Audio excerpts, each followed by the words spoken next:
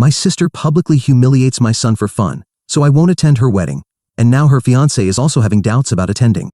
Almost a year ago, I reconnected with my sister, whom I hadn't seen for nearly a decade.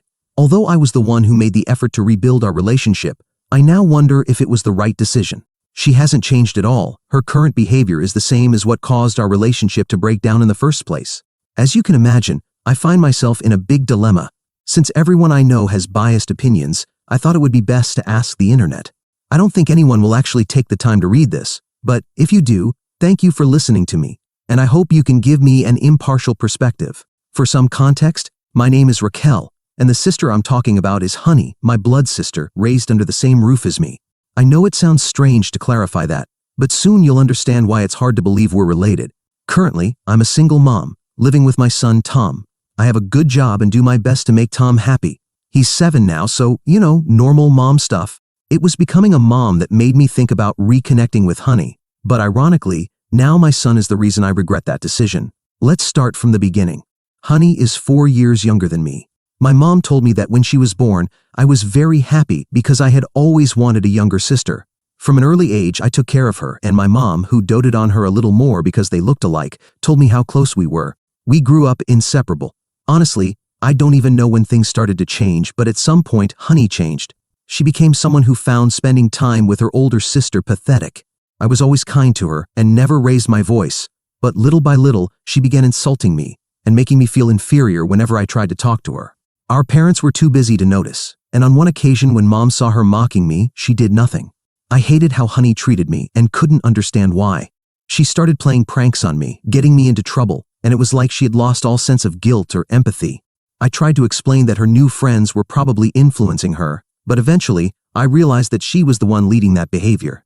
I don't want to dwell too much on the past because it's painful, but you need to know that Honey was terrible to me, and I felt powerless. She even stole my boyfriend and spent my savings on herself. When I finally couldn't take it anymore, I spoke to my parents.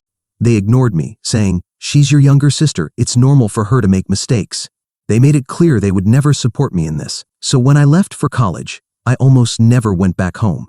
It hurt my dad, but Mom and Honey barely cared, which was fine by me. Going back home only meant more arguments between Honey and me or Mom taking her side. After college, I got an internship offer in another state and accepted it, though not without another attack from Honey. This time, she called my internship pretending to be me. Long story short, I was able to explain the situation, and they seemed to understand, so I didn't lose that opportunity, and it didn't end up being a big deal.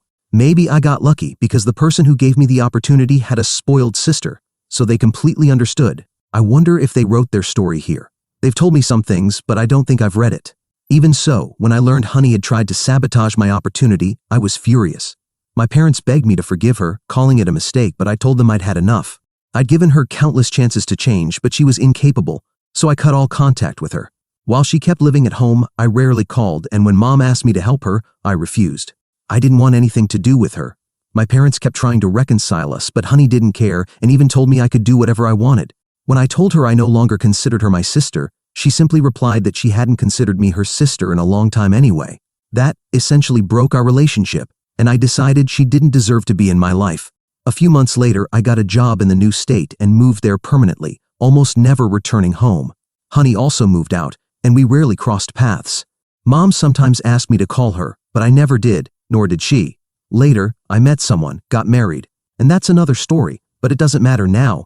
He's my ex-husband and no longer part of my life. Anyway, before the divorce, I got pregnant and gave birth to my son Tom. I didn't invite Honey to the wedding, which upset my parents, and she didn't come around when Tom was born either. But after his birth, I started feeling guilty for having cut her off. And here I am now, questioning everything. I don't know exactly what triggered it, but I started feeling like I needed to reconnect with Honey. It took me years before I even considered trying, as I wasn't sure at first. A few years later, I divorced my husband, who didn't want to be involved in our son's life. At that point, I started missing my family, thinking about Honey, but I didn't call her. By early this year, I'd finished moving back to my hometown and felt like maybe it was time to reconnect. I called her. She seemed different, happy to hear from me. We apologized to each other, talked about superficial things, and stayed in touch online for a while. A few months ago, I was offered the opportunity to transfer back to my old city, and I took it. I wanted to be near my family, and my parents wanted to have their grandson close by. By the time I moved, Honey was already engaged to her longtime boyfriend Brad and planning to get married by the end of the year. She worked on rebuilding our relationship, trying to leave the past behind. At first, she didn't really connect with my son and seemed annoyed to have him around, but gradually, he seemed to win her over, or so I thought. Looking back, it turns out she was only pretending. As wedding plans solidified, I was happy for her and glad she'd found someone as kind as Brad. Then, about 2 months ago, Honey surprised me by asking if I could book and pay for the wedding venue. She explained that she had already handled everything else and just needed help with this, saying it could be my gift to her. She promised she would be incredibly grateful. For a moment, I wondered if she had been behaving well toward me all this time just to get something out of me, but I brushed that thought aside, feeling it was too cynical. After a few days, I realized booking the venue was feasible and told her I'd be happy to help. A week later, I found a beautiful venue and even made the reservation. She was thrilled, and everything seemed to be going well. I felt really happy that we were finally rebuilding our bond. Then, she did something that destroyed everything. A few days ago, I was overwhelmed with work, so my mom took my son, Tom, shopping with Honey and her friends. While they were out, Tom began asking Honey questions, picking things out, and asking for something to eat. Honey got irritated, and when Tom kept asking questions, she exploded. She yelled at him, terrified him, and then, in front of her friends, started mocking him, telling them that he sometimes wets the bed and is afraid of the dark. She even went as far as saying his dad left because he was so annoying and that I would probably leave him too. As you can imagine, this humiliated and traumatized my son. He started crying inconsolably. Meanwhile, Honey laughed at him as he sobbed. Eventually, my mom decided to bring him home. When they arrived, Tom was still crying so much that I had to leave work to be with him. At first, my mom tried to downplay it, saying Honey got angry and scared him, but I could tell something more had happened. I focused on comforting Tom, but the next day I learned the full, horrible truth. I couldn't understand why my sister would act that way. Even if she was annoyed with him, why take it out on an innocent child? I confronted my mom for allowing it to happen and then went to see Honey. She brushed it off, saying Tom was annoying and that she had fun saying those things to him. I told her it wasn't a joke and demanded she apologize to Tom in front of everyone. Even though I knew an apology wouldn't fix the damage, I felt it was the least she could do. She refused, insisting she had done nothing wrong. This was exactly the kind of behavior that led me to cut all contact with her in the first place. Since she kept refusing, I felt increasingly frustrated until I just walked away. Now, I'm left questioning what to do. I can't simply let this go. If she had done this to me, it would be one thing, but doing it to my son is entirely different. So I'm here looking for ideas. Something legal. I know many trolls often suggest otherwise, to let my sister know that you don't mess with people. Update 1. It's been a few days, and things haven't gone as I hoped. First, let me thank everyone who read my long post and offered suggestions. Believe me, I'm very grateful you took the time to help. I read everything before deciding what to do. After much thought and reading your suggestions, I decided I needed to be mature and talk to her. Many of you also said she might be under a lot of pressure or going through something with her fiancé. I felt all that was possible since my sister isn't the type to share much, and with the wedding so close, I thought she might be dealing with something. So, as I mentioned, I decided to do the right thing and talk to her. I went to see my sister and asked my mom to convince her to give me 10 minutes of her life to talk to me. Mom was happy to help since she also felt somewhat responsible for what happened. So later in the afternoon, I met with Honey at a nearby cafe where she was shopping, and we talked alone. Right from the start, she told me she wasn't going to apologize and that I was wasting my time. Well, I told her to just listen to what I had to say. Then, I explained how my ex-husband had left me and how my son took it. It took me a long time to explain so she could understand what had happened, and for some reason, my son blamed himself.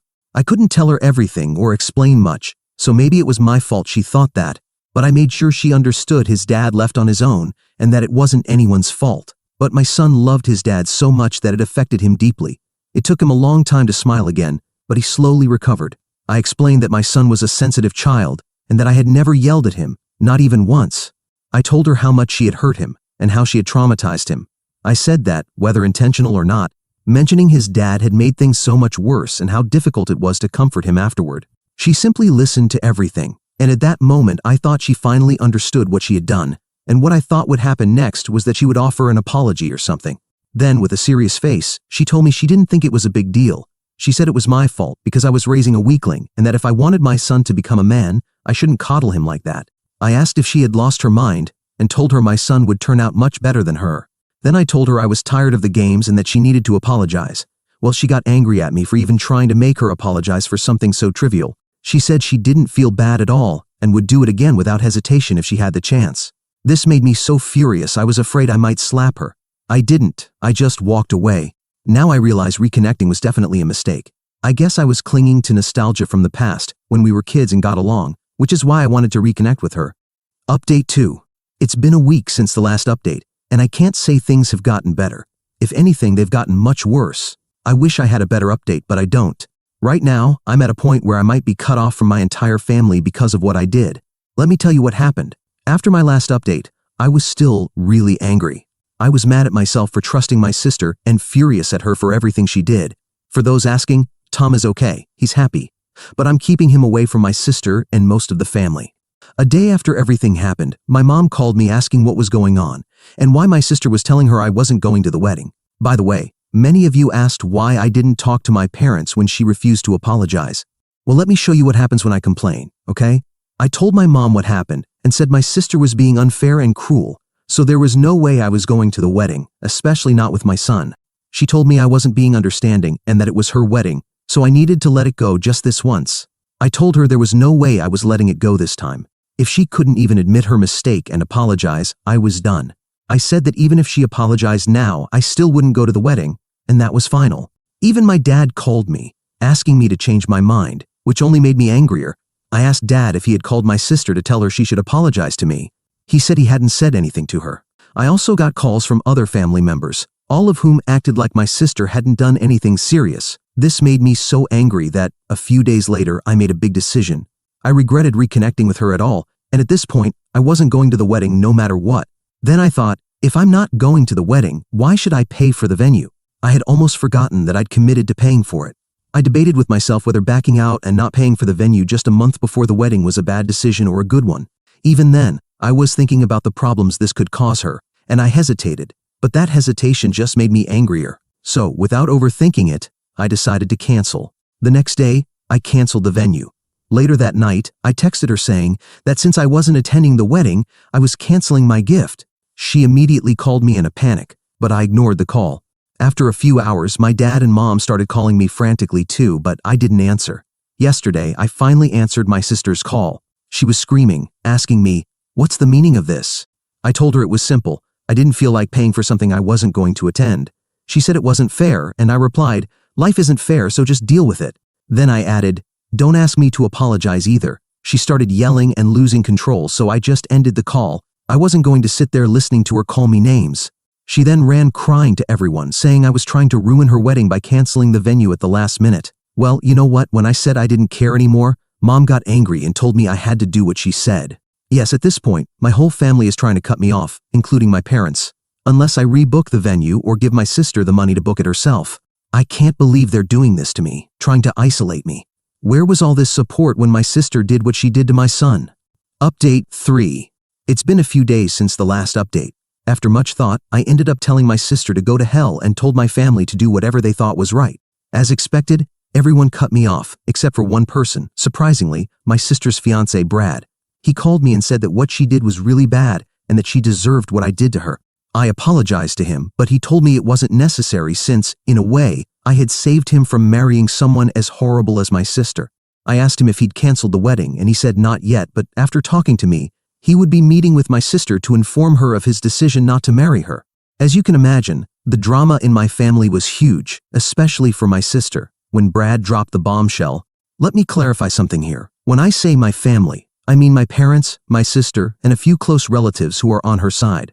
However, there's another part of the family that doesn't care about the drama, and even some who dislike my sister. So it's not everyone, as I may have implied in earlier posts. But back to the drama. For a couple of days, everything was quiet. I didn't receive any calls or messages, basically because I have them blocked. But I found it suspicious that they hadn't tried another way to contact me, like coming to my house. But nothing happened until I finally ran into my parents and my sister at a cafe. I'd gone to have a coffee with Tom. Obviously, Tom wasn't having coffee. I thought we were going to have a peaceful moment, but I was far from getting that. All I got was embarrassment because we all ended up in a heated argument in that public place. I was sitting with my back to the door, but Tom saw them and said, "Look, Mommy, here come the grandparents." When I turned around, it was already too late because they were on top of me shouting. Well, to be honest, The one shouting at me was Honey, while my parents were yelling at both of us to calm down. The gist of the argument was that my sister was mad at me for telling her fiancé about the little incident, as she called it, with my son. She blamed me for the fact that not only was she left alone, but now she also had to pay for a wedding that wasn't going to happen. I don't know why she said she was paying since, as far as I knew, Brad had also contributed. But I guess it was something she said in the heat of the moment. She also said I was taking revenge on her for what happened in the past, and because I was an unhappy mother without a husband for myself or a father for my son. As she yelled, I shouted back to defend myself, while my parents tried to calm us both down. Finally, I saw that Tom wasn't handling it well at all, and we were causing a scene, so I grabbed my things and Tom and left. My sister kept yelling, but I told her, "You can shut your big ostrich mouth and find yourself a new fiancé. You still have a few days before your wedding, and don't forget to look for a venue to celebrate it too." With that, I finally left, and even though she kept yelling, "Red as a tomato," you could hear her half a block away, I didn't want to keep feeding her ego. She can blame me for whatever she wants, but Brad didn't find out from me about what she did with Tom. It would have never occurred to me to call him because it wasn't my place to tell him anything. But in a way, I'm glad he found out because he seems to have some decency and understands that making a child suffer for any reason is wrong. At most, the only person she should be yelling at is herself. Her only option now is to record a voice message and send it to herself so she can argue with the one person responsible for all this. Update 4. Well, I just found out who told Brad everything that happened with my sister and my son. It was my father, plain and simple. Honestly, after all the drama and accusations against me, I never thought he'd be the one responsible for informing Brad. But I recently got another call from Brad, and this time he seemed to have some direct questions about the argument we had at the cafe. Obviously, I was surprised he knew about it. So, out of curiosity, I asked him how he found out, and that's when he confessed that, just like before, it was my own father who told him everything. It was hard for me to process that my dad, who has been supporting Honey from the start and, theoretically, is also angry with me, is the same person leaking details of this situation to Brad.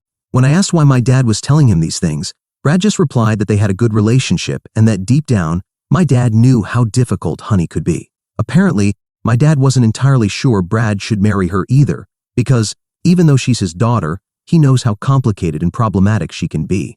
I find it ironic since my dad has gone to great lengths to force me to reconcile with Honey, as if she's someone worth keeping close. While I understand a father's desire to protect his child, it seems my dad also has doubts about the kind of person Honey has become.